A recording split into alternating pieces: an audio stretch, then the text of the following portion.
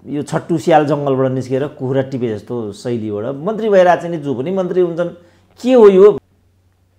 हाम्रो पालामा त शोकलाई शक्तिमा बदल्नुपर्छ भन्ने त नारै हुन्थ्यो। भगत सिंहले आत्महत्या गरे चाहिँ मलाई पनि आत्महत्या गरौँ लागिरहेको हुन्छ। त्यसबाट के सन्देश जान्छ त तल? भीष्म पितामह हुन् नि मोहन वैद्य त। राजनीतिलाई एउटा पेसा बनाएर गरी खाने भन्दा प्रचण्डको अर्को मकसद देखिँदैन। डाक्टर साहब स्वागत छ। ल हस्, धन्यवाद। डाक्टर साहब, पछिल्लो समय मोहन वैद्यको अभिव्यक्तिले एक खालको तरङ्ग र बहस सिर्जना गरिदिएको छ। सीमानुक बन्न तयार हुनुपर्छ ज्ञानेन्द्रले, हामी राज संस्था पनि सहकारी राज संस्थासँग गरेर जान तयार छौँ भन्ने खालको अभिव्यक्ति उनले दिए। त्यसलाई धेरैले बहस र चर्चाको विषय बनाएका छन्। मोहन वैद्यको कस्तो अभिव्यक्ति हो र राजनीति त्यहाँसम्म पुगिसकेको हो भन्ने एउटा प्रश्न छ। के भन्नुहुन्छ डाक्टर साहब यो विषयमा? अब त्यो बुढाले के भनेको त्यसलाई चाहिँ मिडियाले अझै मैले देख्दा प्रकाश पार्नुपर्ने हुन्छ। अब उनी चाहिँ इन्नोसेन्ट टाइपको व्यक्ति भएको हुनाले त्यहाँ उनले चाहिँ एउटा इन्नोसेन्स मात्रै देखाएका हुन् कि त्यो साँच्चै भनेका हुन् कि, त्यो मैले देख्दा केरकार गर्नुपर्छ। किनभने यिनीहरू त राजालाई सीमानुक बनाउँदा त के, राजा बसेको बाटो हिँड्नेलाई पनि प्रतिगामी भन्ने मान्छेहरू हुन्। मैले चाहिँ यिनै ज्ञानेन्द्रसँग एकचोटि भेटघाट गरेर आउँदाको फल अहिले पनि भोगिरहेको छु। म कमसेकम यही किसिमका विचार प्रवृत्ति भएका मानिसहरूको 5-7 वटा संस्थाहरूमा आबद्ध थिएँ। त्यो ज्ञानेन्द्रलाई भेटेर आएपछि उनीहरूले त्यो सबै आबद्धताबाट मलाई वञ्चित गराइदिए। त्यस्ता खालका मान्छे हुन्। अब त्यस्तो कुलका भीष्म पितामह हुन् नि मोहन वैद्य त। अब उनले नै यो के तरिकाले भनेको, किन भनेको, यसको अभिप्राय के हो र त्यसपछि मलाई लखेट्नेहरू यसलाई कसरी व्याख्या गर्छन्, मैले देख्दा यो चाहिँ थप प्रकाश पार्नुपर्ने, अर्को एक हप्ता पर्खिनुपर्ने विषय जस्तो लाग्छ मलाई। अब बुढाले, किनभने बुढाले त अनेक मान्छेलाई बोकेको, अहिले पछिल्लो चरणमा हामीले देख्यौँ नि। अब यो कृष्णबहादुर महरा भयो, पम्फा भुषाल भयो, देव गुरुङ भयो, यिनै बादल पनि, यी बादल के, यी सबै मान्छेलाई निर्माण गरेको त बादल पनि निर्माण गरेको त मोहन वैद्यले रहेछ। अब पुटपुटी मन्त्री हुन्थे। के हो यो? त मन्त्री त यो छट्टु स्याल जङ्गलबाट निस्केर कुखुरा टिपे जस्तो शैलीबाट मन्त्री भइरहेको छ नि, जो पनि मन्त्री हुन्छन्। के हो यो भन्ने मलाई अचम्म लाग्थ्यो। महराकै उदय हेरौँ न, पम्फा भुषालहरूकै उदय हेरौँ। त्यो के रहेछ भने त्यहाँभित्र गुटबन्दी रहेछ। त्यो गुटलाई व्यवस्थापन गर्ने क्रममा चाहिँ प्रचण्डले बाबुरामबाट टोप बहादुरलाई बोके, अनि मोहन वैद्यबाट कृष्णबहादुर महरालाई बोके, अर्कोलाई बोके। यसरी बोकाबोक गर्दाखेरि चाहिँ यी रातोरात मन्त्री प्रधानमन्त्री हुने अवस्था चाहिँ त्यहाँ बनेको रहेछ। हामीलाई त यो थाहा थिएन। किनभने स्वयं मोहन वैद्य त कहिले पनि मन्त्री भएको छैनन्। पहिलो संविधान सभामा छिरेका थिए, तत्काल राजीनामा दिइहाले। त्यसपछि उनी कहिले पनि पदमा छैनन्। फलस्वरूप मोहन वैद्य भनेको एउटा आदर्शको नेता हो, क्रान्तिकारी नेता हो भन्ने इमेज बजारमा छ। अब यहाँ राजा ल्याउनुपर्छ भन्न थालेका छन्। त्यही काम हामीले गर्दा दरबारिया हुने, त्यही काम उनीहरूले गर्दाखेरि चाहिँ क्रान्तिकारी माओ नै रहिरहने। किनभने नरोत्तम सीमानुकलाई चाहिँ चिनले पनि बोकेको थियो। त्यसकारण उनी क्रान्तिकारी राजा हुन्।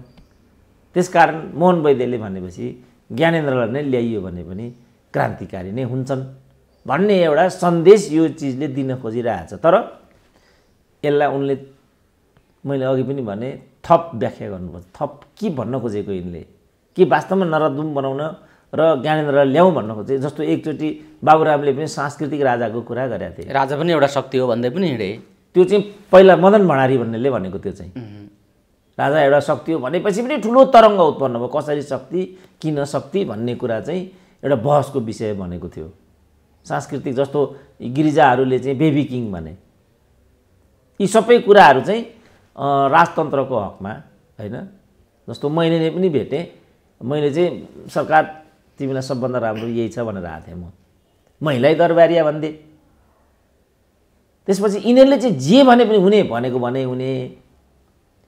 हामीले चाहिँ केही गर्दाखेरि पनि अनि नचाहिँदो गरेको हुने, जुन एउटा माहौल निर्माण गरेको छ वामपन्थी साथीहरूले, यसलाई समग्रमै एकचोटि मूल्याङ्कन विवेचना गरौँ न। यिनीहरू भन्छन् यस्तो किन, यिनीहरूको वास्तविक गन्तव्य के हो, जस्तो एकचोटि जनयुद्ध भनेर बवन्डर गरे।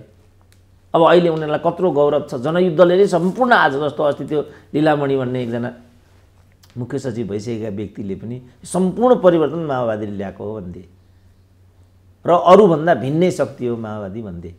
अब मोहन वैद्यलाई के भन्छन् त?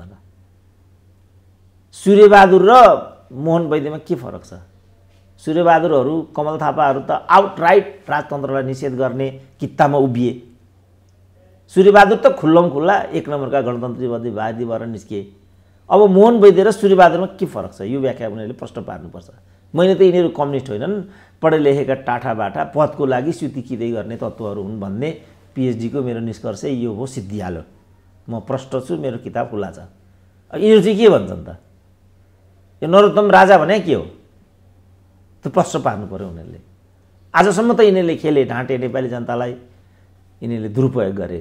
युवा कार्यकर्ता कैयौँलाई बिचरा त्यत्रो जनमुक्ति सेना गठन गरे। अहिले तिनीहरू सबै ढुङ्गा गिटी बोक्नेमा पुगेका छन्।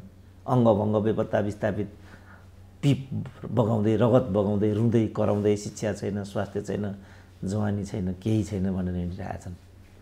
यिनीहरू फेरि यता चाहिँ नरोत्तमको कुरा गर्दैछन्। के भन्न खोजेको प्रश्न पार्नुपर्छ। यो एउटा विषय छ। तर मोहन वैद्यको कुराकानीको, उनको अभिव्यक्तिको निष्कर्ष के छ भने राष्ट्रियता अब नरहने स्थिति भयो। राष्ट्र नै अत्यन्त ठुलो जोखिममा परेको अवस्था छ। त्यसो भएको हुनाले अरूबाट अब सम्भव छैन।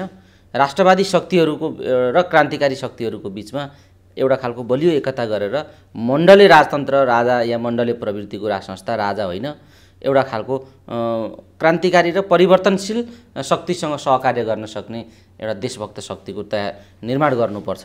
त्यसका लागि यो भूमिका निर्वाह गर्न सकिन्छ भन्ने खालको आशयको अभिव्यक्ति उनले दिए। के उनले भनेकै जस्तो राष्ट्रियता अब चरम विघटनको दिशामा पुगेको हो, यो राष्ट्र त्यो ठाउँमा, राजनीतिले त्यो ठाउँमा पुर्याइसकेको हो, या वैद्य आत्मरतिको एउटा निष्कर्षमा पुगेका हुन्? के देखिन्छ डाक्टर साहब? त्यो राष्ट्रियताको पाटोमा राष्ट्रको बारेमा वैद्यको जुन बुझाइ छ, यो विघटनको दिशामा गयो र अब अन्तिम अवस्थामा पुग्यो देश। त्यसो भएको हुनाले यसलाई सँगेल्नका लागि पनि राष्ट्रवादी शक्ति र क्रान्तिकारीहरू एक ठाउँमा आउनुपर्छ। मण्डले राष्ट्रवाद होइन, क्रान्तिकारी राष्ट्रवादको विकास गर्नुपर्छ, यो अभिव्यक्ति दिइराखेका छन्। त्यसो क्रान्तिकारी राष्ट्रवाद भनेको चाहिँ के हो त्यो प्रश्न पार्नु पर्यो। किनभने अहिले यहाँ चाहिँ प्रचण्ड विघटित माओवादीहरूलाई एक ठाउँमा आउनुपर्छ, ल्याउनुपर्छ भन्दैछन्। केपी ओली एमाले हामी एक्लै काफी छौँ, हामी मात्रै अनि अरूतिर भन्नेमा छन्। शेरबहादुरहरू मुर्झाएका छन्, उनीहरूको त्यत्रो आवाज मुखर भएको पाइँदैन। राजावालाको कुरा पनि त्यही छ, उनीहरू पनि सडकमा अनेक किसिमको गतिविधि गर्दै गरेको पनि देखिन्छ। अहिले आउँछ, भरे आउँछ, फागुनमा आउँछ, पुष मसान्तमा आउँछ। राजाको जन्मोत्सवमा त मिसै जाँदैन सब भन्थे, त्यो भन्न थालेको 10 वर्ष नागिसक्यो, केही पनि आएन नि त। त्यसकारण मैले भने सम्पूर्ण कुरा यो सबै के हो र कसरी हो, यसको नेतृत्व, यसको पहल कदमी र यसको वैचारिक पक्ष के हुने, त्यो प्रश्न नपारिकन यो सबै भन्नुको केही पनि अर्थ हुँदैन। त्यो अर्थ हुँदैन, एउटा डाक्टर साहबको त्यो निष्कर्ष भयो। तर राष्ट्रियता अर्थात् राष्ट्र विघटनको दिशामा गयो भन्ने खालको जुन प्रवाह गरिराखेका छन्, चिन्ता व्यक्त गरिराखेका छन् वैद्यले, के यो देश साँच्चै त्यस्तो अवस्थामा पुगेको हो तपाईँका दृष्टिमा? मेरो दृष्टिमा त होइन। किनभने बिपी कोइरालाले पनि राजा रहेन भने देश रहँदैन भनेका थिए। त्यसकारण मेरो घाँटी राजासँग जोडिन्छ भन्थे। अहिले राजा गएको पनि 10 वर्ष भइसक्यो, नेपाल देशमाथि त्यस्तो कुरा भएको मलाई थाहा छैन। र मेरो पनि विश्लेषण के रहेर आयो विगत समयमा भने यसरी नै अन्यल र अस्थिरता खडा गर्ने अन्तत्वगतवा भन्नुबडो त्यो अव्यवस्थाका बीचबाट नेपाल राष्ट्र सिद्ध्याउने यो प्रपञ्च हो भन्थे। मै पनि मधेसवादी आन्दोलनलाई म त्यसरी नै हेर्थेँ।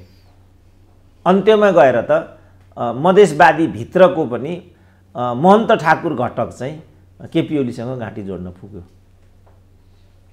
खै त हाम्रो विश्लेषण मिलेन। त्यसकारण नयाँ सिराबाट यो के हो भनेर बुझ्नुपर्छ। हामीले निरन्तर छलफल, व्याख्या, विमर्श गर्नुपर्छ। प्रायोजित विचारहरू, प्रायोजित अन्तर्वार्ताहरू, प्रायोजित मान्छेहरू अगाडि बढाउनाले यस्तो अन्यल उत्पन्न भएको छ। त्यो अन्यलताको शिकार मैले देख्दा यो उमेरमा आएर मोहन वैद्य आफै हुन पुगेका छन्। र यो पक्षपाती दुनियाँ, यो पक्षपाती समाज, पूर्वाग्रही र मूढाग्रही एउटा प्रवृत्ति त्यसको दास भएको छ। त्यही काम हामीले गर्दा दरबारिया हुने, त्यही काम उनीहरूले गर्न खोज्दाखेरि क्रान्तिकारी भइरहने, त्यस्तो पनि हुन्छ कहिले। त्यसको घानमा आज यो विषयवस्तु पर्दैछ। यसलाई नपर्गेलिकन अरू केही पनि कुरा बुझिँदैन।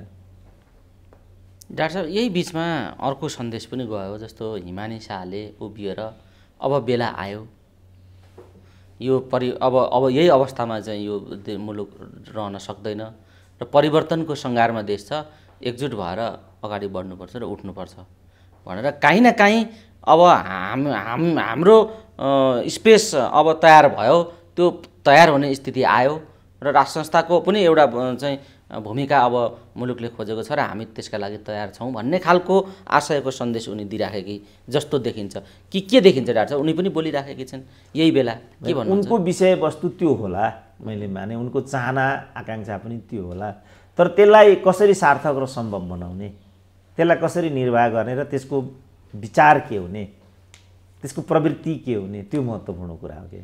यतातिर किन मान्छेहरू ध्यान दिनु मलाई अचम्म लाग्छ। किनभने यो एउटा वैचारिक पक्ष हो, एउटा सैद्धान्तिक पक्ष हो, एउटा चारित्रिक पक्ष पनि हो। कस्तो चरित्रले यो कुरालाई चाहिँ प्रतिबिम्बन र वहन गर्न सक्छ, त्यो यसको महत्त्वपूर्ण पक्ष हो। त्यो त्यो त्यो वहन गर्ने प्रवृत्ति र पात्र मैले त्यहाँ देखाएको छैन। हिमानीको आफै पनि इनडेप्थ व्यक्तिगत रूपमा मलाई थाहा छैन। जस्तो श्रुतिको बारेमा एकथोक भन्थे मानिसहरू, दिपेन्द्रको बारेमा पनि एकथोक भन्थे मानिसहरू, पारसको बारेमा त्यस्तो भन्दैनन् नि। हिमानी शाहको बारेमा पनि एउटा लार्ज एउटा छवि बनेको जस्तो लाग्दैन मलाई। मेरो त भेटघाट पनि छैन होइन, म चिन्दिनँ राम्रोसँग।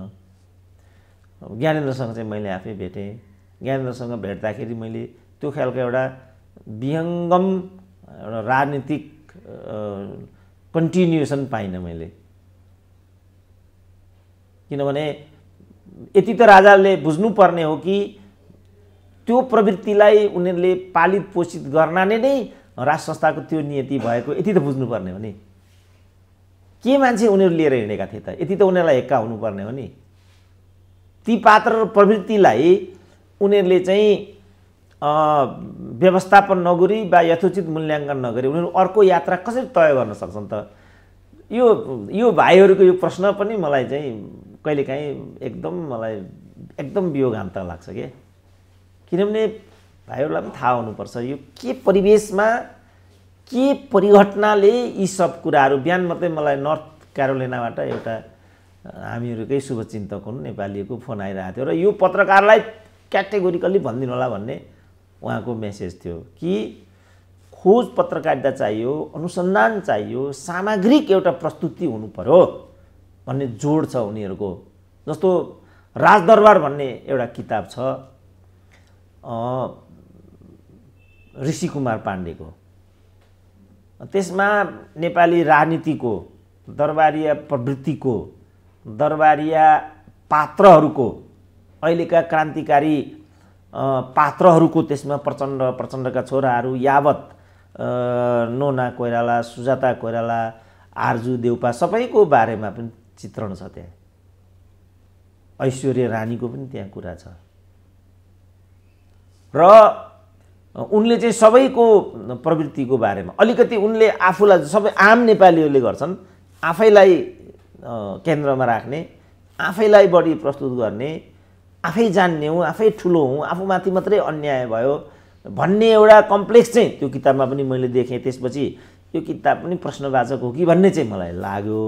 तर कैयौँ सूचनाहरू चाहिँ त्यहाँ आएका छन्। जस्तो राजाले जो पशुपति भक्त महर्जनलाई जो प्रमुख सचिव बनाए उनको पनि त्यहाँ कुरा आइराखेको छ।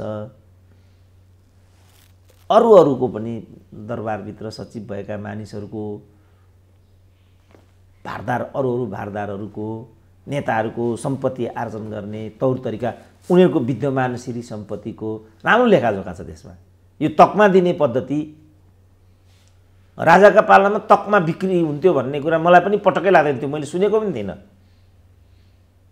अनि मैले चाहिँ लोकतन्त्र त हामीले ल्यायौँ तर लोकतान्त्रिक आचरण हाम्रो भएन भन्ने कुरा भनिरहँदा एउटा मान्छेले यो किताबको बारेमा मलाई सूचना दियो, डाक्टर साहब तपाईँले यो किताब पनि त हेर्नुपर्ने भनेपछि म छाँगडा खसेँ। तत्काल त्यो किताब मैले लिएर गएँ। जाँदा त रानी पनि तकमा बेच्ती रहेछन् त्यहाँ त। त्यसपछि मैले यो कुरा गर्न थालेपछि एउटा दरबारको भक्त, आम मान्छे हो तर दरबारको भक्त, राजतन्त्रवादी, उसले होइन यो त जे पनि भनिरहेको हुन्छन्, रुक्माङ्गदलाई त्यहाँ पुर्याएको दरबारले नै हो, पछि रुक्माङ्गकै कारणले दरबार गयो, डाक्टर साहबले यस्तो कुरा पनि हेरिदिनु पर्यो भनेपछि म फेरि चुप लागेँ। हो, कति बेर के मान्छेले भूमिका खेलेको हुन्छ, को कहाँ पुगिरहेको हुन्छ त केही पनि थाहा हुँदैन नि। त्यसकारण यो सबै परिदृश्य र विगतलाई एक ठाउँमा ल्याएर मात्रै सामग्रिक तरिकाले हामीले विषयलाई बैठान गर्नुपर्छ र त्यहाँभित्र यी कुराहरूलाई चाहिँ उभ्याउनुपर्छ। भर्खरै अहिले यो राजावादी भनेर काम गर्नेहरूको बिचमा एउटा हातपातकै हरकत पनि भयो भनेर मैले सुने। भनेपछि उनीहरू अहिले पनि संस्कार भएका छैनन् भन्ने कुरा यहाँ देखिन्छ। हातैपात किन गर्नु पर्यो, बसेर विचार विमर्श गरे त भइगयो। भनेपछि मिनिमम पनि उनीहरूमा एउटा रूपान्तरणको प्रक्रिया आइरहेको छैन। र मैले ज्ञानेन्द्रलाई यही नै कुरा भनेको थिएँ, पहिलो चाहिँ गर्नुपर्ने र बुझ्नुपर्ने काम चाहिँ यो है सरकार भनेर। किनभने नेपालबाट राजतन्त्र फाल्ने काम नेपाली जनताबाट भएको छैन नि त। राज संस्थाले आफ्नो शासनको अन्तिम बेलामा जस्तो पात्र र प्रवृत्तिलाई प्रवर्धन गर्यो र प्रस्तुत गर्यो त्यो कारणले राज संस्था गएको छ नि त। अन्यथा रापरपाले मात्रै त्यो एजेन्डालाई नबिर्सिकन समातिराखेको भए नेपालको वैकल्पिक शक्ति त न नरोत्तम सिमानुक हुन्छन्, न त्यसको व्याख्या मोहन वैद्यले गर्नुपर्छ, न अरू कसैले। त्यो त खालि रापरपाले र कमल थापाहरूले। त्यो मात्रै वैकल्पिक राजतन्त्रात्मक शक्ति हो नि नेपालमा। नेपालको वैकल्पिक शक्ति नै त्यही हो वास्तवमा। किनभने अरू लोकतान्त्रिक शक्ति हुन्, वामपन्थी शक्ति हुन्, त्यो चाहिँ राजतन्त्रात्मक शक्ति हो। यो तीनटा शक्ति मात्रै छ नेपालमा। र क्षेत्रीय शक्ति अलिकति टाउको उठाउन खोज्दैछ, तर त्यसले चरित्र निर्माण नगरेको हुनाले त्यो पनि चाहिँ स्खलनतिर गइराखेको छ। त्यो बनेकै छैन त्यो शक्ति पनि। जस्तो अहिले प्रदेश नम्बर 2 मै अख्तियार पुग्यो नि।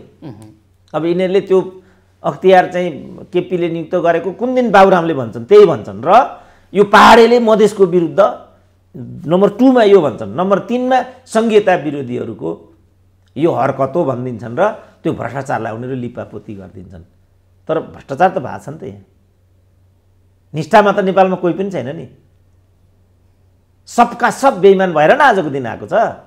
नागरिक समाजको कुरा त्यही छ, मिडियाको कुरा त्यही छ, बौद्धिकको कुरा त्यही छ, कर्मचारी तन्त्रको कुरा त्यही छ, सबै त्यही छ नि त। यो चाहिँ नेपाली राष्ट्रियताका चुनौतीको यो नै नेपाली राष्ट्रियताको लागि चुनौती हो। यो नबुझ्नेले के नेपाली राष्ट्रियताको व्याख्या गर्छ? यो चिज आउनु पर्यो र यो चिजलाई चाहिँ हिमानीको कोणबाट आए पनि त्यही हो, मोहन वैद्यको कोणबाट आए पनि त्यही हो, स्वयं राजा ज्ञानेन्द्रको कोणबाट आए पनि त्यही हो। र अहिले सबै भनिरहेछन् मिडियातिर पनि यहाँबाट यति लगानी छ, यहाँबाट यस्तो छ, त्यहाँबाट यस्तो छ भनिरहेछन् नि। अब म त कहिले पनि एउटा अन्तर्वार्तामा पनि कहिले पालो आउँदैन। एउटा लेख पठायो कहिल्यै छापिँदैन। विश्वविद्यालयमा त्यति वर्ष पढाइयो, एउटा सेमिनारमा पनि सहभागिता हुँदैन। यो के हो? यो आज पालो आउला, भोलि आउला, पर्सि आउला, कहिल्यै पनि नआएपछि उनीहरूले भनेको त्यो कुरामा सच्चाइ छ जस्तो ठाउँमा अहिले म उभिएको छु। नत्र यिनका टिभीमा, यिनका रेडियोमा, यिनका अरू माध्यमहरूमा हामीले एउटा पनि अवसर नपाउनु पर्ने त्यस्तो के अपराध गरेछ हामीले? के वास्तवमै क्षमता नभएर हो त? हो, यो चाहिँ योजनाबद्ध हो भन्ने ठाउँमा अहिले म छु।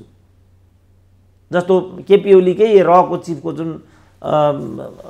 बालुवाटारमा चाहिँ भेटघाट भयो, त्यसपछि त्यसलाई प्रतिरक्षा गर्नको लागि एउटा मिडिया अगाडि आएको थियो र त्यो रको भेटघाटको बन्दोबस्त त्यही मिडियाले गरेको भन्ने पनि थियो। अनि त अलिकति खुट्टी त देखियो नि त। त यो जुन एउटा वातावरण निर्माण गरे, नेपाली राष्ट्रियताको चुनौती, नेपाली राष्ट्रियतालाई चुनौती दिने यस तरिकाबाट चाहिँ योजनाबद्ध गतिविधिहरू भइराखेका छन्। अब यतातिर त हामीले कहिले पनि बहस गरेनौँ।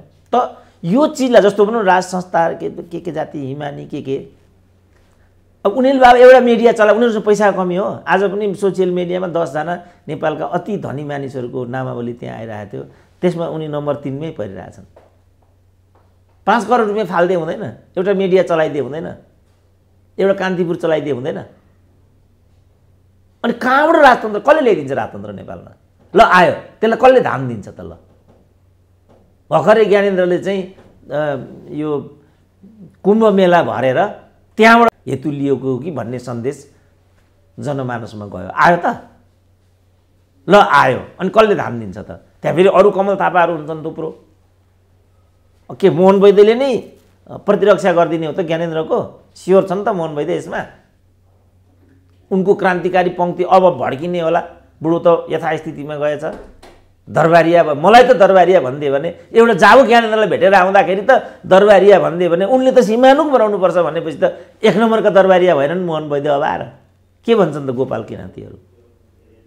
हिजो हाम्रो दिमागमा किरा परेको छ भन्थे, यो चाहिँ के पर्यो त? मोहन वैद्यको दिमागमा सुन फल्या हो यो चाहिँ? हो, यो प्रवृत्ति नेपालको राजनीतिको सबैभन्दा ठुलो चुनौती हो। यो दरबारमा पनि छ, प्रशासनमा। अब लीलामणिले भन्थे, हेर त ल, यत्रो वर्ष नेपाल सरकारको चाहिँ तलब भत्ता पेन्सन जागिर खाएर अब आएर उनी चाहिँ माओवादीको कुरा गर्न थाले भनेपछि भित्रभित्र उनी के गर्दा रहेछन् भन्ने कुरा त या त यहाँबाट आयो, होइन भने उनी बेइमानी गर्दै थिए भन्ने कुरा बाहिर हुन्छ नि त। यसलाई हो क्या अहिले चाहिँ हामीले केन्द्रमा ल्याउनु पर्ने कुरा। यो नबुझिकन पुरै दरबारभित्रको चाहिँ जुन परम्परा र पद्धति हो त्यसलाई नै उनीहरूले चाहिँ मैले देख्दा सफा गर्नुपर्छ। मुख्य कुरा उनीहरूको आन्तरिक त्यहाँभित्र समस्या छ भन्ने डाक्टर साहबको रह्यो। डाक्टर साहब, यही सन्दर्भमा जस्तो यो सबै प्रक्रिया र अहिलेको स्थितिसँग कोही पनि सन्तुष्ट नभएको र कसैले पनि भर नगरेको जस्तो चाहिँ देखिन्छ। जस्तो वैद्यकीय अभिव्यक्तिको चर्चा गऱ्यौँ हामीले, अहिले झन्नै अर्कै विरोधाभासपूर्ण अर्कै खालको तर्क प्रचण्ड पनि गरिरहेका छन्। रुने कराउने हाँस्ने यस्ता खालका गतिविधि प्रचण्डले सुरु गर्नुभएको छ र कहिले आत्महत्याका कुरा, कहिले माटो समातेर अब माटोको निम्ति चाहिँ यो गर्ने भन्ने अन्य उदाहरणका कुरा ल्याएर प्रचण्ड अहिले एक खालको कार्यकर्तालाई प्रशिक्षित गरिरहेका छन्। बेला बेला रुँदैछन्, बेला बेला चाहिँ म अब क्रान्ति गर्छु भन्दैछन्, बेला बेला आत्महत्या गर्छु भन्दैछन्। प्रचण्ड वास्तवमा समग्रमा प्रचण्ड के भनिराखेका छन्? के देख्नुहुन्छ प्रचण्डको अहिलेको मनोविज्ञान र राजनीति के हो डाक्टर साहब? त्यो त उनको आर्ट अफ लिभिङ हो, आफ्नो कलाकारिता हो। यो आफ्नो राजनीतिलाई यो तरिकाबाट उनले प्रस्तुत गर्न खोजेको हो। अब अहिले पनि उनीमाथि कसैले भ्रम पालेर बसेको छ भने तिनीहरू या त मूर्ख हुन्, होइन भने अबुझ। किनभने यता पनि प्रचण्डले कति, यता 8 उता 7 15 वर्ष त यता नै बिताइसके। शान्ति प्रक्रियापछि पनि उनले 15 वर्ष बिताइसके। यो 15 वर्ष उनले उद्योग खोल्ने कुरा गरेनन्।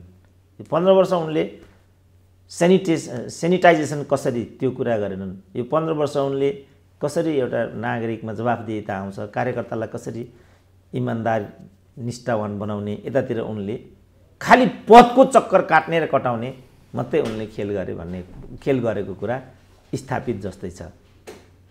त तिनै प्रचण्डले यो गर्दाखेरि हामी किन हतप्रभ भएका छौँ, उत्तेजित भएका छौँ, त्यो कुरा म बुझ्दिनँ। यो त उनको आर्ट हो।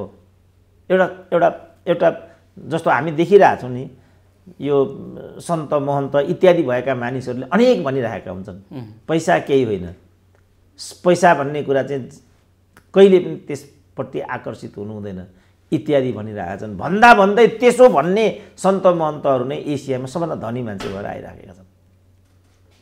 त उनीहरूले जति आदर्शको कुरा गरे पनि, जति पैसा केही होइन भने पनि उनीहरूको जीवन दर्शन त त्यहीभित्र घुमेको देखिन्छ नि त। फलस्वरूप आज जम्मै जेलभित्र छन्। राम रहिम भने पनि, आसाराम बापू भने पनि, भर्खरै अर्को एउटा बापूको पनि कुरा आयो। इभन शङ्कराचार्यमाथि ज्यान मुद्दा लाग्यो। यसले धर्म पनि विकृत भएको। यहाँ हो नि, धर्मको समस्या त यहाँ हो नि त, धर्मान्तरण समस्या होइन नि त। किनभने सबै धर्म त समान हुन् नि, एउटै गन्तव्य हो नि धर्मको, बाटा मात्रै अलग अलग। बुद्धिज्म भने पनि, हिन्दुइज्म भने पनि, मोहम्मडम भने केही भने पनि, तर हेर्नु त धर्मको नाममा कत्रो काटाकाट भयो विगत समयमा। अफगानिस्तान धर्मले नै त्यस्तो बनायो, सिरिया धर्मले नै त्यस्तो बनायो, इराक लिबिया धर्मले नै त्यस्तो बनायो। विगत समयमा धर्मयुद्धहरू भए, लाखौँ करोडौँ मान्छेहरू मारिए। धर्मको मकसद हो त्यो? त्यो त धर्मको मकसद होइन नि। धर्मन्धताको चाहिँ दुष्प्रवृत्ति हो त्यो। धार्मिकता र धर्मन्धतामा त ठुलो फरक छ नि। हामी जम्मै मानिसहरू धार्मिक हुनु जरुरी छ, कसैमा पनि धर्मन्धता हुनु हुँदैन। धर्मन्धताले चाहिँ मान्छेलाई उग्रतामा पुर्याइदिन्छ। मैले कतारको एउटा राजपरिवारकै रिमार्क होला, एकदमै राम्रो मैले हिजो सोसियल मिडियामा देखेँ। तालिबानी हो तिमीहरू आफूलाई धार्मिक भन्छौ होइन, हामी पनि मुसलमान हो, हामीलाई हेर त कत्रो फरक छ। कतार पनि एउटा धार्मिक के त्यो मुस्लिम धर्मावलम्बी भएको देश हो, अत्यन्तै राम्रो विकास त्यहाँ छ भन्ने सुनिन्छ। हामी यहाँ युएईको पनि दुबईको त यो कुरा देखिराखेका छौँ। एकदम चाहिँ लिबरल इकोनोमी छ त्यहाँ, कुनै किसिमको चाहिँ छेकबार छैन, तर त्यो चाहिँ मुस्लिम देश हो। मुस्लिम हुने बित्तिकै तालिबान भन्ने बित्तिकै हामीले चाहिँ थर्किनु पर्ने, तर्सिनु पर्ने, किनभने उनीहरूको त्यस्तो इमेज तल गइराखेको छ। यहाँ के भन्छन् नि, यो बिचमा चाहिँ वाइसिएल भने, एकपल्ट मण्डले भने, त्यो के हो त्यो त्यस्तो? त यो जुन एउटा छवि हामीले दियौँ, अब प्रचण्ड भए ठाउँमा आउँदाखेरि त्यो पन्थ र प्रचण्डका यी अभिव्यक्तिहरूमा म केही पनि फरक देख्दिनँ। यो उनको एउटा आर्ट हो, नयाँ तरिकाले जनतामा जाने एउटा कला हो, र आफूभित्रका विकृति र विसङ्गतिहरूलाई लिपापोती गर्ने एउटा ट्याक्टिस हो उनको। यो मुख्य कुरा चाहिँ के भने, राजनीतिलाई एउटा पेसा बनाएर गरी खाने भन्दा प्रचण्डको अर्को मकसद देखिँदैन। तर अरूको भन्दा प्रचण्डको खुबी के छ भने, त्यसलाई उनी गतिशील तरिकाले प्रस्तुत गर्छन्, एउटा भ्रम छर्न सक्छन् समाज। हो कि क्या हो भन्ने एउटा माहौल निर्माण गरिदिन्छन्। किनभने यीभन्दा गए गुज्रेका छन्, शेरबहादुर भने पनि, ओली भने पनि देखिरहेछौँ त हामी तिनीहरूलाई। उनीहरूको प्रस्तुतिमा काहीँ पनि राजनीतिक देखिँदैन, यिनको हरेक प्रस्तुतिमा राजनीतिक देखिन्छ। तर अब उनीहरू मात्रै बाठा भएका भन्ने कुरा होइन, हामी पनि सँगसँगै आइराखेका छौँ, उनीहरूलाई नजिकबाट हामी देखिराखेका छौँ, चिनिराखेका छौँ। यो उनीहरूको आर्ट अफ लिभिङ हो, यो उनीहरूको ट्याक्टिस हो, एउटा तात्विक कुरा होइन। यसमा हामीले अल्मलिनु हुँदैन, यसबाट केही पनि झर्दैन, केही पनि आउँदैन यसबाट। यो बालुवा पेलेर तेल निस्किँदैन, सबले बुझ्नुपर्छ। तेल पेल्नको लागि तोरी नै हुनुपर्छ, तोरी फल्नको लागि जमिनसँगै जोडिनुपर्छ, जमिनबाट तोरी फलाउनको लागि पसिनै बगाउनुपर्छ। डाक्टर साहब, जुन खालको तर्क ठिक छ, यसरी नै राजनीतिलाई अगाडि बढाउने प्रचण्डको यो जुन कला प्रचण्ड प्रस्तुत गरिराख्नु भएको छ, कलाकारिता देखाइराख्नु भएको छ, यो आजको कुरा होइन, विगतदेखि नै उहाँहरू नै हाँस्ने यस्ता गरि नै राख्नु भएको हो। जनताले हेर्दै आएका पनि हुन्, कति त्यसैमा भावनामा बगेर छेदविच्छेद भएका पनि हुन्। तर यसो भन्दै भन्दै उहाँको राजनीतिक मकसद चाहिँ के हो त? अबको राजनीतिक गन्तव्य रुवाबासी गर्दै अगाडि बढेर उहाँले पुग्न खोजेको गन्तव्य के हो भन्ने कुरामा अलिक प्रचण्ड आफै विरोधाभासमा छन् कि, या आम रूपमा उनले दिन खोजेको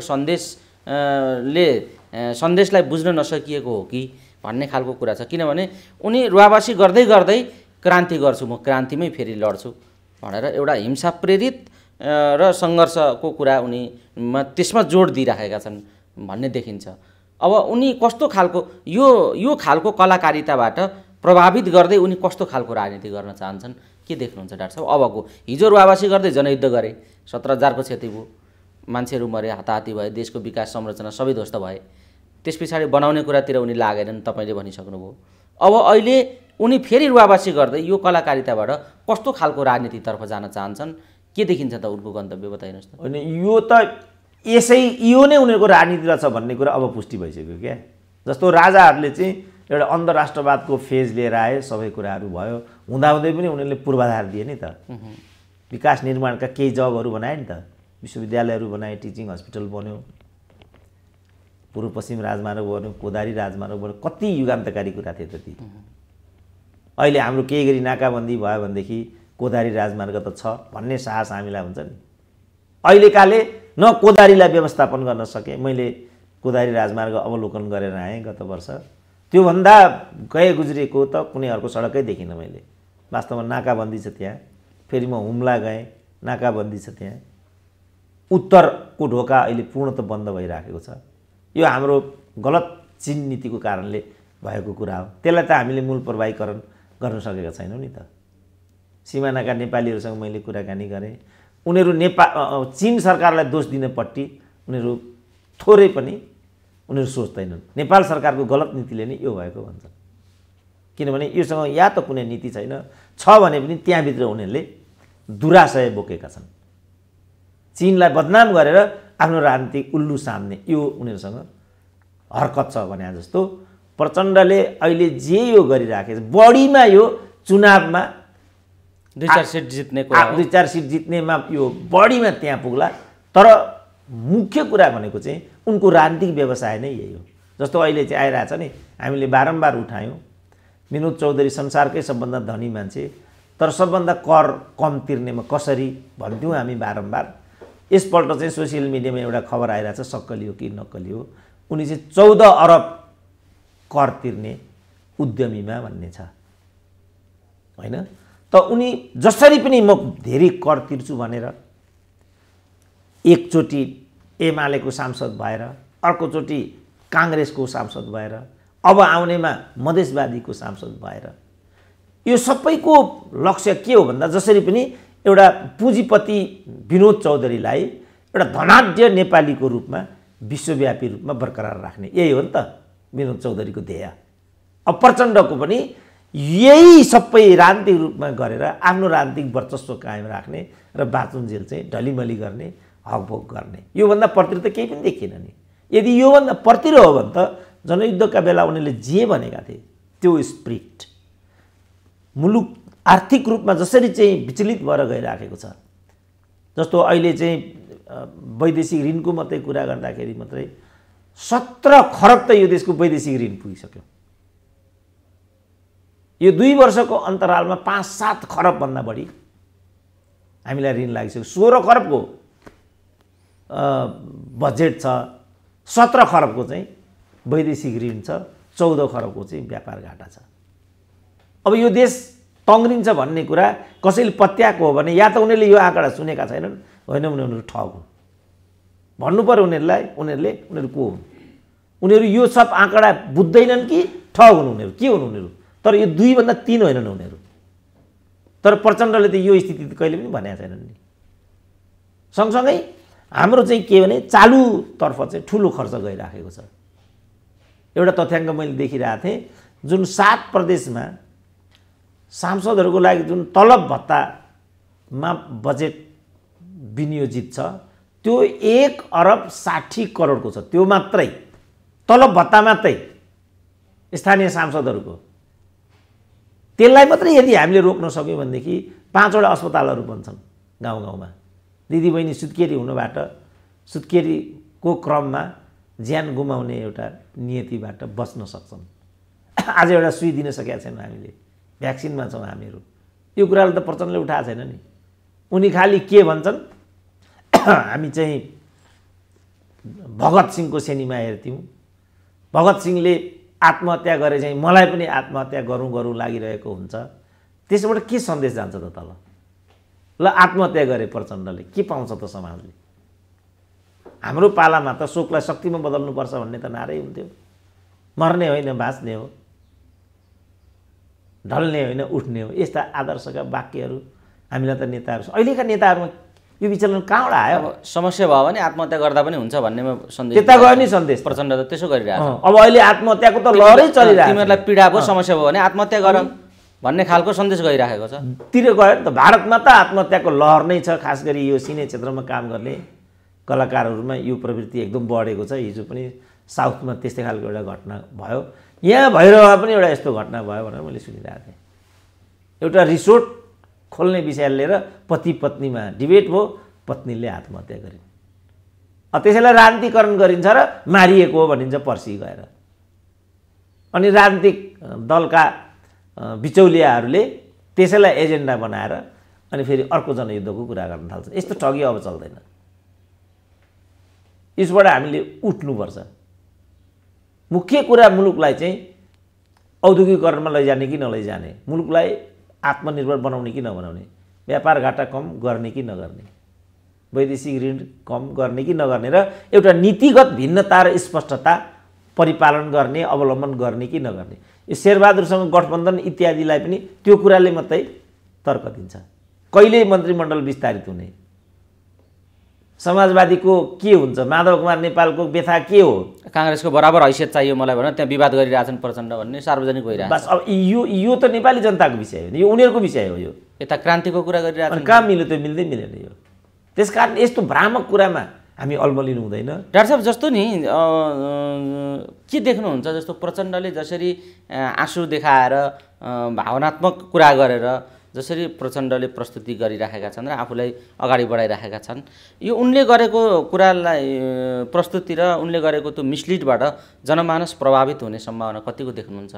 अब त्यो पङ्क्ति त फेरि आह्लादित होला। अनि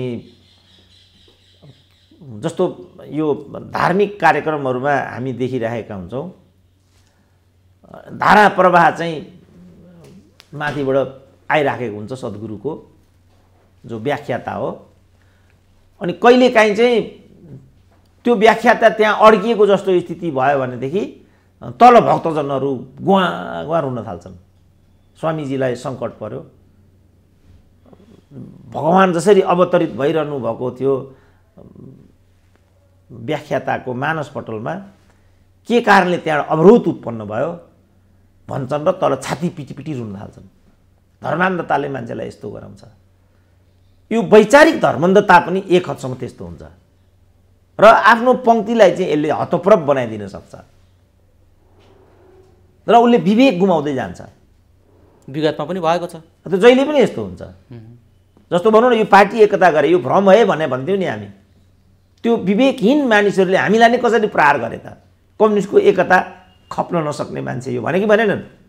यो दुई तिहाईबाट कहिले पनि परिणाम आउँदैन है। विकास निर्माणको भिजनै छैन यिनीहरूसँग। हामीले भन्दा हेर त यसको यो तालु खुइलेको बुढो भन्थे।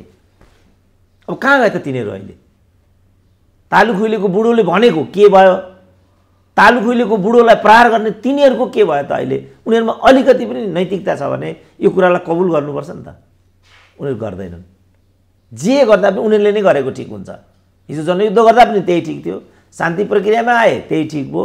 अब अहिले विकृत सत्ताको राजनीति गर्दैछन्, यही ठिक छ। हिजो केपीसँग गठबन्धन गरे त्यही ठिक थियो, शेरबहादुरसँग गरेनन् त्यही ठिक थियो, गर्दैछन् त्यही ठिक छ। यस्तो पनि हुन्छ राजनीतिमा? यो त राजनीतिको व्यवसायीकरण हो नि। राजनीति भनेको व्यवसाय हो, राजनीति हुने व्यापार हो कि समाज बदल्ने प्रक्रिया हो? त्यसकारण राजनीतिको मूल बुझ्नु पर्यो मान्छेले। राजनीतिको मूल नबुझेपछि यस्तो खालको दिग्भ्रम चाहिँ उत्पन्न हुन्छ। यो दिग्भ्रम हो। यो डाक्टर साहब, हामी कुराकानीको अन्तिम चरणमा छौँ। अहिले यही बिचमा यी विभिन्न खालका प्रवृत्तिहरूमाथि र शैलीहरूमाथि हामीले विमर्श गर्दै गर्दा एउटा नेकपा एमालेको विधान महाधिवेशन पनि चलिरहेको छ। यो विधान महाधिवेशन एउटा भोजभतेरमै सीमित भएर टुङ्गिने छ कि यसले केही नयाँ कुरा पनि दिनेछ? तपाईँले कसरी हेर्दै हुनुहुन्छ यो विधान महाधिवेशनलाई? नयाँ कुरा त के दिन्छ र बिचरा, त्यो पुरानो बोतलमा नयाँ रक्सी मात्रै हो। माओवादीप्रति नरम, ओलीले चाहिँ माओवादीप्रति नरम र प्रचण्डमाथि आक्रामक किसिमको दस्तावेज तयार गरेका छन् हेर्ने दृष्टिकोणमा भनेर पनि अहिले चर्चा हुन्छ। होइन, त्यो पनि ठुलो कुरा भएन, किनभने सम्पूर्ण रूपमा ओली विरुद्ध प्रहार केन्द्रित हो प्रचण्डहरूको। माधव कुमार नेपालको अहिलेको प्रमुख दुश्मन नै एमाले हो भन्ने भइसकेपछि अनि ऊ मात्रै मुखमा दही जमाएर बस्छ त? त्यो सम्भवै छैन। तर हाम्रा लागि त्यो कतिको तात्विक भन्ने कुरा भयो, त्यो हाम्रो लागि तात्विक कुरा होइन। उनीहरूको आन्तरिक पार्टी जीवनको कुरा हो, विधान महाधिवेशनको कुरा हो, नियमित महाधिवेशनको कुरा हो। त्यो कुरा चाहिँ उनीहरूको आन्तरिक पार्टीगत एउटा जीवन पद्धति हो। त्यसलाई चाहिँ उनीहरूले जस्तो तामझाम अहिले तडक बडक भन्ने कुरा आइराखेको छ। अब त्यो नगरी कम्युनिस्ट पार्टी उनीहरूले आफूलाई भनेका छन्, त्यो ढर्राको पानीका बोतलमा समेत ओलीको फोटो चर्चामा आइराखेको छ। यसले चाहिँ अब अहिले के गर्यो भनेदेखि बजार चाहिँ यहाँको हो। त्यही भएर यो भोजभतेर मात्रै हो कि क्या हो, राष्ट्रिय स्तरको भोजभतेर हो कि क्या हो भन्ने पनि मान्छेले त्यसरी आलोचना पनि गरिराखेका छन्। अब पार्टीभित्र यिनीहरूले घाइतेहरूलाई मलमपट्टि कसरी लाउलान् ओलीले भन्ने कुरा पनि ज्वलन्त उठिराखेकै छ, भीम रावलहरू कराइराखेकै छन्। यो समग्र विधान महाधिवेशनले दिन खोजेको सन्देश र गर्न खोजेको काम चाहिँ के हो एमाले बताइदिनु? होइन, उसले त्यो दिन खोजेको त के भने अब माधव कुमार नेपालहरू चोइटिएर गए पनि प्रचण्डले जो जे भने पनि हाम्रो सङ्गठन चाहिँ बरकरार छ, हामी अगाडिको लागि तयार गर्दैछौँ। अब हामी महाधिवेशन गर्छौँ, ढिलो चाँडो निर्वाचन भइहाल्छ, 1 नम्बरको शक्ति भएर आउँछौँ, त्यसको रिहर्सल हो यो। अघि मैले भने उनीहरूको पार्टी जीवन, पार्टी पद्धति अनुसार यो भएको परिघटना, फेरि त्यस्तो उल्लेखनीय कुरा पनि यो होइन। तर हामीले यसलाई उल्लेखनीय किन बनाए मन पर्दैन, हामीले एमाले सक्नु परेको छ। एमाले मुख्य दुश्मन हो। केपी ओली हिन्दूवादी हुन्, संघीयता विरोधी हुन्, जनजाति मधेसी विरोधी हुन्। यो तरिकाले केपी ओलीमाथि प्रहार भइराखेको छ नि त। अब तिमीहरू यसरी प्रहार गर्दा गर्दै पनि हामी जिउँदैछौँ र अब हामी पुनर्जीवनको लागि पुनर्सङ्गठित हुने जो 10 जनाको समूह छ। अब अहिले सुरेन्द्र पाण्डेको त्यो भनाइ मलाई एकदम राम्रो लाग्यो, किनभने त्यो उनको गराइसँग पनि एकदम मिल्छ। उनले कहिले पनि केपी ओलीलाई मत दिँदैनौ कहिले पनि भनेको छैन उनले, विगत समयमा पनि। अब यो अहिले उनले के भने हामीलाई माधव नेपालले उल्लु बनाए भनिरहेछ सुरेन्द्र पाण्डेले। मलाई अचम्म लाग्थ्यो, हिजो पनि म हेरिरहेको थिएँ त्यो। हामी चाहिँ एमाले हौँ, हामी केपी ओलीको पक्षमा मतदान गर्छौँ भन्थे सुरेन्द्र पाण्डे। यिनीहरू चाहिँ रामकुमारीहरू चाहिँ अहिले भएन, भरे नै भएन, सम्पूर्ण रूपमा उनीहरूले युद्ध खोलिराखेको यस्तो सन्देश दिन खोज्थे। अब अहिले आएर सुरेन्द्र पाण्डेले के भने रघुपन्तहरूको कुरा पनि यही हो राकेटमा, किनभने रघुपन्त खास मान्छे चाहिँ माधव कुमार नेपालका।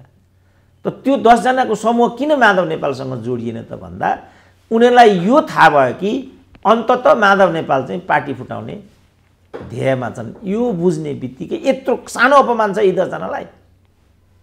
सोसियल मिडिया हेऱ्यो भने यो 10 जना यिनीहरूको धोका इत्यादि भन्दा अर्को हामी केही पनि देख्दैनौँ नि। उनीहरूको पीडा वास्तवमा हामीलाई थाहा छैन नि।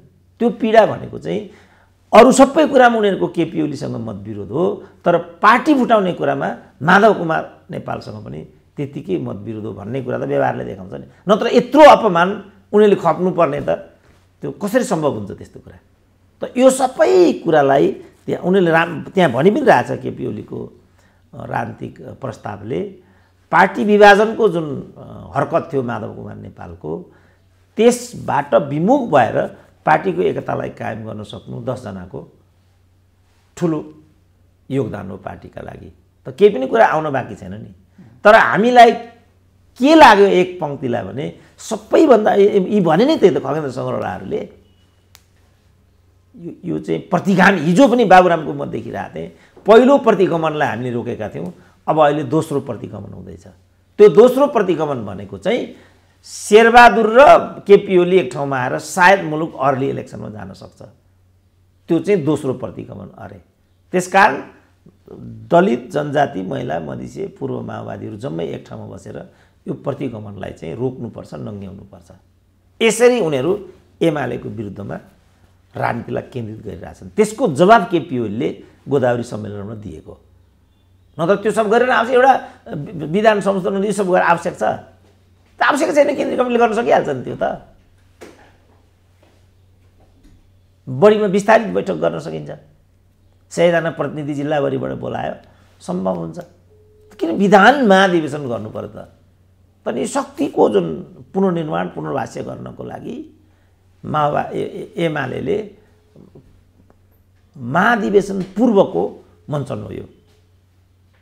डाक्टर साहब, हामी कुराकानीको अन्तिम चरणमा छौँ। यी जे घटनाक्रम र परिदृश्यहरू तयार भएका छन्, जाँदा जाँदै आम दर्शकहरूलाई यसको निष्कर्षमा के भन्न चाहनुहुन्छ डाक्टर साहब? निष्कर्षमा म के भन्न चाहन्छु भने दलहरू विभाजित नहुन्, दलले दललाई निषेध गर्नु उचित हुँदैन। केपी ओलीले गरेको हरकत प्रतिगमन होइन, केपी ओलीले गरेको हरकत स्वेच्छाचारिता मात्रै हो। अदालतले केपी ओलीलाई मात्रै दण्डित गरिदिनु पर्थ्यो, तर यहाँ परमादेशका माध्यमबाट प्रणालीमाथि नै दण्ड थोपर्ने यो भएको हुनाले आज अदालत पनि विचलितको स्थितिमा छ। लोकतन्त्रमा अदालत विचलित भनेको लोकतन्त्रको अवसान हो र अन्तत्वगतमा त्यो नै प्रतिगमन हो। त्यस कारणले काल्पनिक कुरा गरेर जसरी एउटा प्रपञ्च यहाँ खडा गरिएको छ, जसरी एमाले सिद्ध्याउनुपर्छ भन्ने कुरा आइराखेको छ र जसरी मैले बोलिरहेको छु यो पनि एमालेको केपी ओलीको मतियारी हो भन्ने एउटा झुटको खेती जो भइराखेको छ, यस्तो भ्रममा हामी नपरौँ। हामीलाई केपी ओली सेपी ओली भन्नेसँग केही पनि मतलब छैन। हामी जम्मै दलहरूको एकता छ। हाम्रो आँखा गाड्छ नि माओवादी विभाजनले नै विनष्ट भयो, समाप्त भयो। मधेसवादीहरू विभाजनले नै विनष्ट भयो, समाप्त भयो। राप्रपा विभाजनले नै विनष्ट भयो, समाप्त भयो। यही होइन कुरा? दरबारभित्रको कुरा पनि यही हो। यसले कसलाई फाइदा गर्यो त? अन्ततोगत्वा यो कारणले आज हाम्रो राष्ट्रियता चुनौतीमा हो।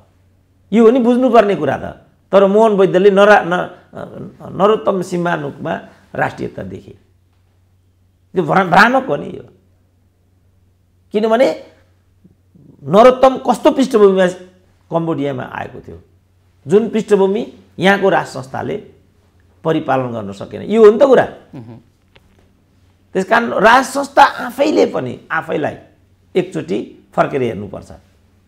त्यसपछि मात्रै नरोत्तम हुने कि नहुने भन्ने प्रश्न आउँछ र त्यो नरोत्तम मात्रै टिक्न सक्छ। आखिरी नरोत्तम पनि त्यहाँ पन्छेर गयो, छैन नि त नरोत्तम अहिले पनि। नरोत्तम आफै पनि त्यहाँ छैन नि त अहिले। त्यसकारण यस्ता गम्भीर कुराहरूमा हामीले डिबेट गरौँ र त्यसलाई चाहिँ कसरी सस्टेनेबल बनाउन सकिन्छ, त्यसमा कसरी चाहिँ जिम्मेवार हुन सकिन्छ, कसरी चाहिँ निष्ठावान एउटा ध्यानका साथ एउटा ज्ञान लिएर हिँड्न सकिन्छ। यो हो नि त आजको खोजी।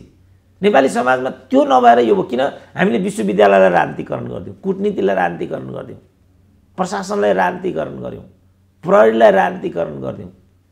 अब अहिले भन्दैछ नि त उज्यान मुद्दा लाग्न आँट्यो बादल र त्यति बेलाको आइजी खनालमाथि। किन राज्य हातमा लिएर निर्मला पन्तको कुमार पौडेलको हत्याको विषयमा मतलब निर्मला पन्तकोमा पनि यही गरे नि त। प्रहरी नै त्यहाँका दोषी प्रमाणहरू चाहिँ विनष्ट गर्नेको मतियार भइराखेको छ। किन प्रहरीलाई आफ्नै बाटोबाट काम गर्न दिनुपर्छ, अदालतलाई आफ्नो बाटोमा काम गर्न दिनुपर्छ, कूटनीतिलाई आफ्नै बाटोमा काम गर्न दिनुपर्छ। ठिक गरेन भने जवाफदेही बनाउनुपर्छ, यो के गरेको भन्नुपर्छ। तर एक समयमा इन्काउन्टर गर भनिदिने अनि अर्को समयमा किन इन्काउन्टर गरेको भनिदिने भएन नि। यो कुरालाई हामीले बेलैमा रोक्नुपर्छ र एउटा सुस्पष्ट बाटो लिएर अगाडि जानुपर्छ। त्यसले मात्रै हाम्रो राष्ट्रियतालाई पनि बलियो बनाउँछ, भएका सङ्घ संस्थाहरूलाई पनि बलियो बनाउँछ र हामीले यो देशलाई थामी खान सक्छौँ। यो महत्त्वपूर्ण कुरा चाहिँ मैले भन्नुपर्ने अन्तिम विषय हो। हवस् डाक्टर साहब, अमूल्य समय दिनुभयो। यो समय र संवादका लागि यहाँलाई धेरै धन्यवाद।